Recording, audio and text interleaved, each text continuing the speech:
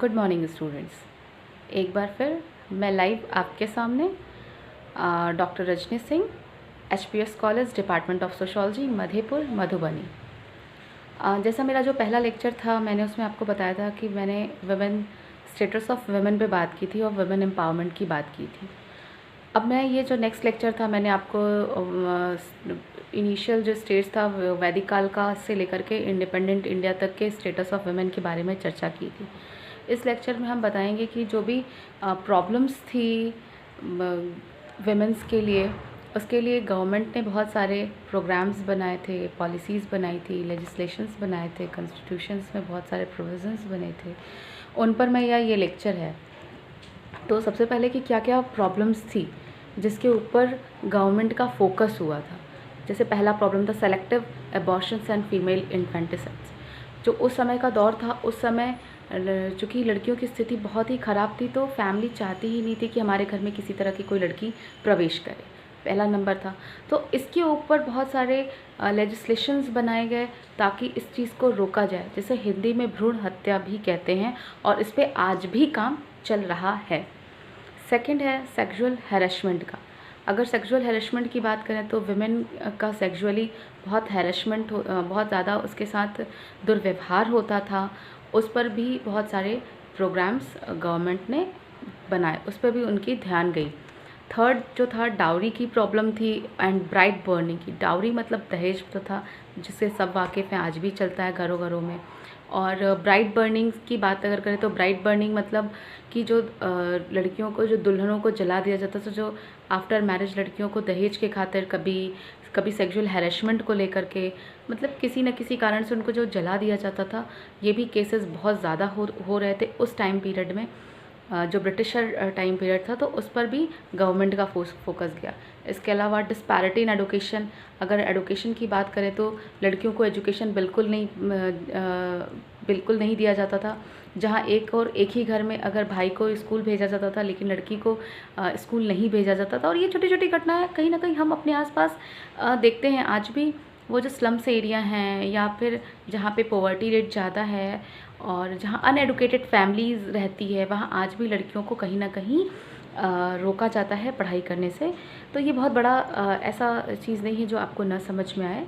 फिर भी अगर आपको मेरी कोई बातें ना समझ में आए तो कमेंट बॉक्स में मुझे ज़रूर कमेंट करें, ताकि हर एक वीडियो जो हमारा आए उसमें वो सुधार के ओर अग्रसर हो और आपको चीज़ों को समझने में इस कोविड सिचुएशन में बहुत बहुत आराम आए।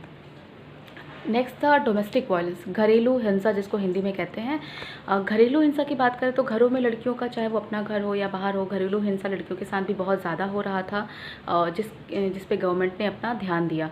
इसके अलावा चाइल्ड मैरिजेस, जो बचपन में जो शादियां हो जाती थी। आज भी मैं यहाँ पे, जैसे कि जब से मैं यहाँ मधेपुर में आई और मैंने एडमिशन प्रोसेस में देखा, काफ़ी कम एज की लड़कियाँ ग्रेजुएशन फर्स्ट ईयर में एडमिशन लेने आती हैं, जिनके पास एक बेबी भी होता है और वो पढ़ने में भी आती हैं। तो कहीं ना कहीं बहुत कम उम्र में शादियां आज भी कहीं ना कहीं हो जाती हैं। हाँ, ये ज़रूर है कि जो गवर्नमेंट ने एज लिमिट की है शादी का, उसके ज़रूर ऊपर रहा होगा। बट उस समय में जो चाइल्ड मैरिज की बात कर रहे हैं, और वो 6 years, 7 year, 8 years, 10 years, 13 years, कभी भी शादी हो जाती थी लड़कियों की। और अब उस उम्र में तो लड़कियां नहीं होती हैं, बच्चा होता है छोटा सा, एकदम छोटी बच्चियां होती थी, उसी एज में शादी हो जाती थी।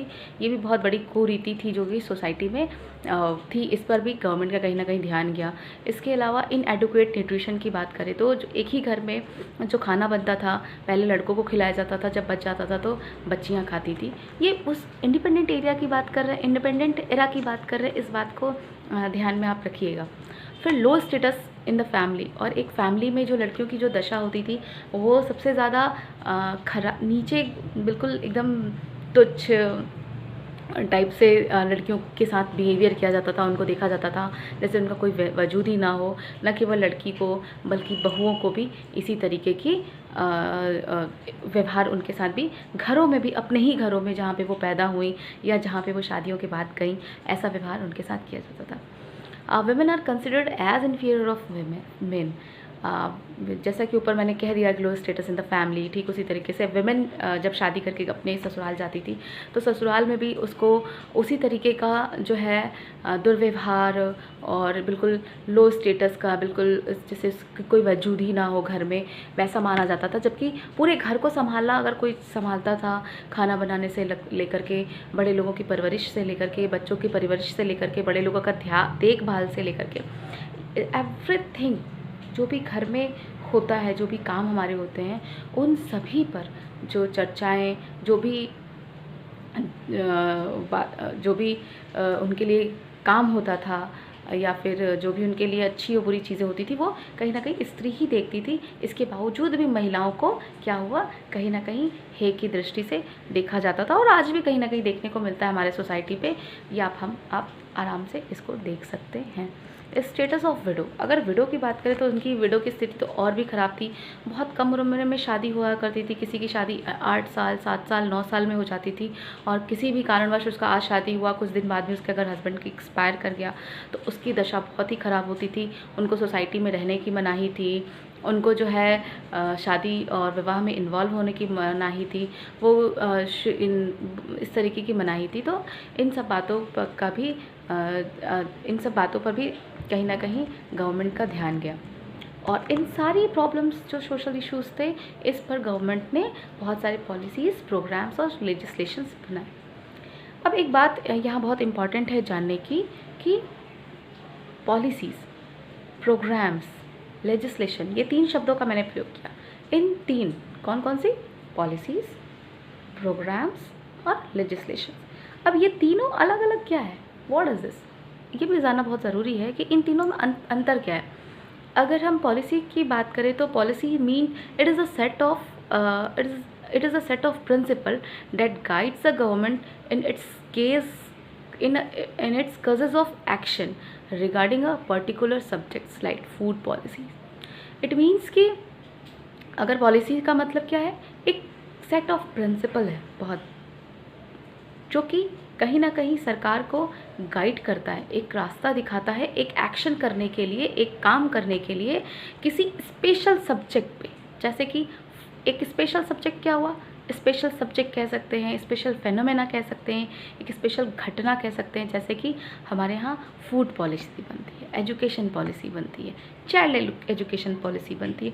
तो क्या हुआ, एक टिपिकल, एक छोटा सा कह सकते हैं कि सब्जेक्ट है, पर्टिकुलर सब्जेक्ट है, स्पेशली किसी एक चीज़ पर फोकस किया जाता है यहाँ पे। दूसरा, वहीं प्रोग्राम्स का मतलब क्या होता है? प्रोग्राम्स में 2 चीज़ें इम्पॉर्टेंट होती हैं। पहली क्या, it aims on specific goal, एक इम्पॉर्टेंट हमारा गोल होना चाहिए। दूसरा, it is the set of task with a particular long time goal और एम। जैसे कि बेटी बचाओ और बेटी पढ़ाओ, एक हमारा प्रोग्राम्स चलता है ना, बेटी बढ़ाओ एंड बेटी बचाओ और बेटी पढ़ाओ। तो प्रोग्राम्स का मतलब क्या हुआ? प्रोग्राम्स का मतलब हुआ कि इसमें 2 चीज़ें इंपॉर्टेंट होती हैं। पहला, नंबर 1 कि एक लक्ष्य होता है। दूसरा कि उस लक्ष्य से रिलेटेड हमारे जो काम होते हैं, जो टास्क होता है, वो लॉन्ग टाइम होता है। जैसे कि अगर हमको IAS बनना है, बचपन से ही हमको सिखाया जाता है कि तुम्हें IAS बनना है, तुम्हें डॉक्टर बनना है, तो बचपन से ही हम लोग पढ़ाई करते हैं उसी अनुसार। एक गोल है हमारा IAS का, डॉक्टर का, इंजीनियर का, और उसके लिए जो टास्क करते हैं वो बचपन से ही हर क्लास की जो पढ़ाई होती है वो हमें अच्छे से करनी पड़ती है, क्योंकि सबकी ज़रूरत कहीं ना कहीं हमको उस एग्ज़ाम को क्वालिफाई करने के लिए पड़ती है। तो उसी तरीके से बेटी बचाओ बेटी पढ़ाओ क्या है, एक प्रोग्राम है, एक लॉन्ग टाइम, जिसका मतलब होता है कि बेटी को न केवल बचाओ बल्कि उसको पढ़ाओ। बचाओ मतलब भ्रूण हत्या से बचाओ, और पढ़ाओ मतलब एजुकेट करो उसको। तीसरा होता है लेजिस्लेशन। लेजिस्लेशन क्या होता है? It is formulated bye a legislation this is systematically and legally like Hindu marriage act. It means कि जो लेजिस्लेशन होता है वो लीगली होता है, वो लीगली गवर्नमेंट बनाती है, एक सिस्टमैटिक वे में बनाती है। जैसे कि Hindu marriage act, special marriage act, dowry act, और इस तरीके के जो भी एक्ट्स बने हैं वो सब लेजिस्लेशन का पार्ट होते हैं। तो इस तरीके से बहुत सारे प्रोग्राम्स गवर्नमेंट ने बनाए। अगर हम प्रेजेंटली भी, अगर उस समय भी बहुत सारे प्रोग्राम्स बनाए, और राइट नाउ भी बहुत सारे प्रोग्राम्स वुमेन के स्टेटस को हाइप करने के लिए, उठाने के लिए बहुत सारे प्रोग्राम्स बने हुए हैं।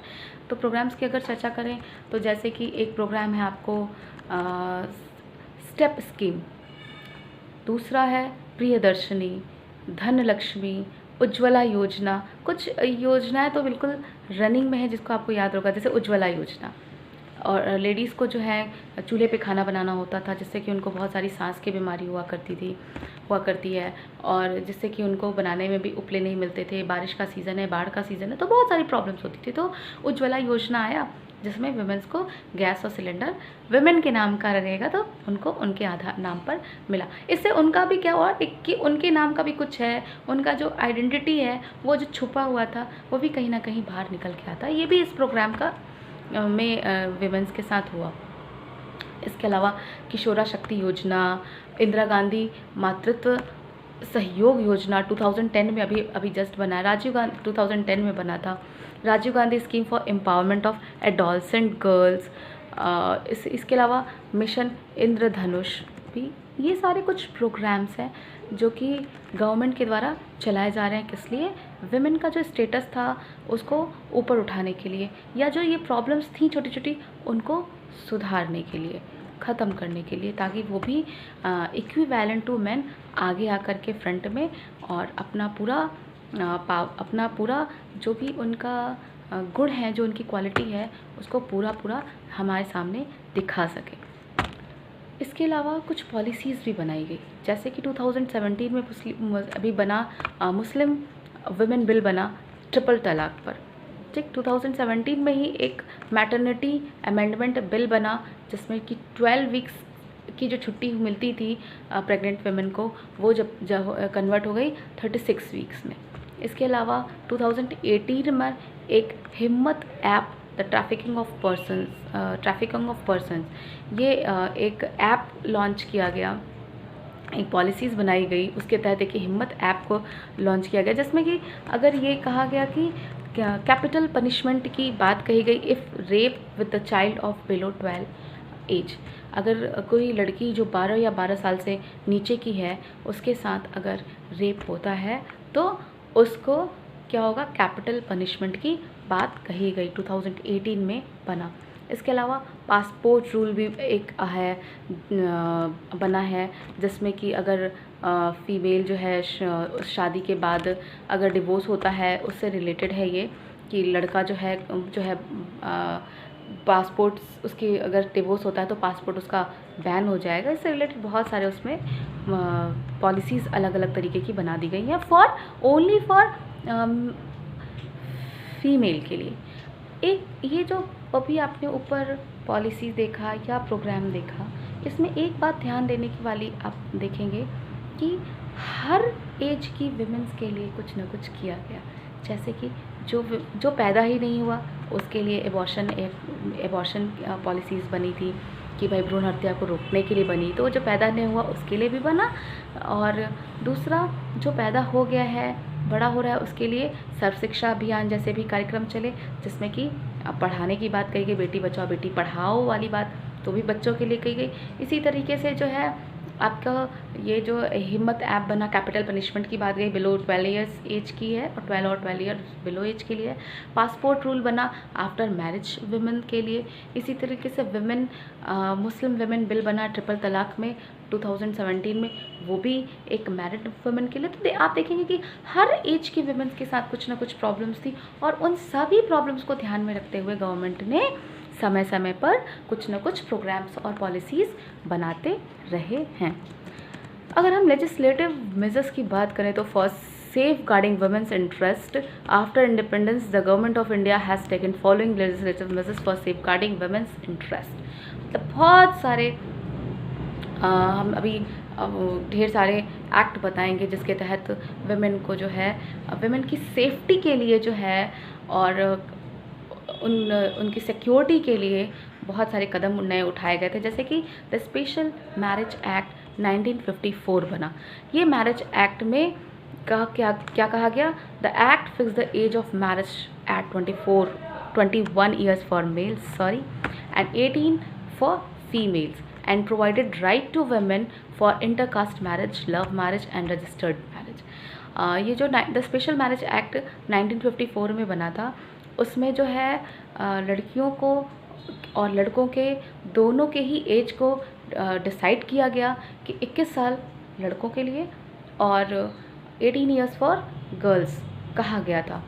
और ये भी कहा गया कि आप अगर इंटर कास्ट मैरिज करते हैं तो आप भी उसके लिए भी स्वतंत्र हैं। आप रजिस्टर्ड मैरिज करना चाहते हैं या लव मैरिज, आप किसी भी तरीके की शादी करना चाहते हैं तो उसके लिए इसके अंतर्गत आपको स्वतंत्रता दी गई। The Hindu marriage act 1955 prohibits child marriages. और जो हिंदू मैरिज एक्ट बना था 1955 में, उसमें चाइल्ड जो मैरिजेस थी उनको रोकने की बात कही गई और इक्वल राइट मिला वेमेन को डिवोर्स के लिए भी एंड रीमैरिज के लिए भी उनको फिर से कहा गया, क्योंकि अभी तक आपने ऊपर पढ़ा कि चाइल्ड मैरिजेस थी उसको रोका गया हिंदू मैरिज एक्ट के तहत 1955, और दूसरा कि उनको डिवोर्स का अधिकार नहीं था वो भी उनको मिला वहाँ से, और रीमैरिज का भी अधिकार उनको वहाँ से मिला, ताकि अगर आपको दोबारा शादी करनी है तो आप दोबारा शादी आफ्टर डिवोर्स कर सकते हैं। इसके अलावा द हिंदू सक्सेशन एक्ट 1950